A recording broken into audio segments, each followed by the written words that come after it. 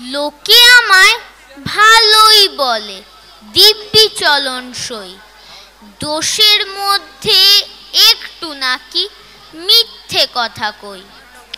ঘাটশিলাতে যাবার পথে ট্রেন ছুটেছে যখন, মায়ের কাছে বাবার কাছে করছি বকুম বকুম।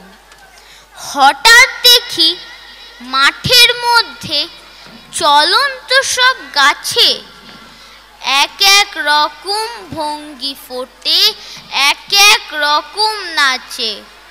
ও মা দেখো নৃত্যনাট্য। যেই বলেছি আমি, মা বকে দেয়, বড্ড তোমার বেড়েছে ফাজলামি। চিড়িয়াখানায় নাম জানো তো আমার সেজ মেশর, আদর করে দেখিয়েছিলেন পশুরাজের কেশর। কদিন পরে চুন খসানো দেয়াল জুড়ে একই ঠিক অবিকল সেই রকমই মূর্তি যেন দেখি।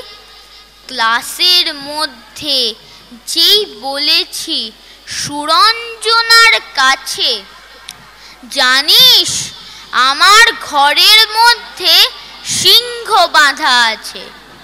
শুনতে পেয়ে দিদিমণি অমনি বলেন, শোনো এসব কথা যেন না শুনি কখনো। বলি না তাই সেসব কথা, সামলে থাকি খুব। কিন্তু সেদিন হয়েছে কি, এমনই বেয়াকুব, আকাশ পাড়ে আবারও চোখ গিয়েছে আটকে।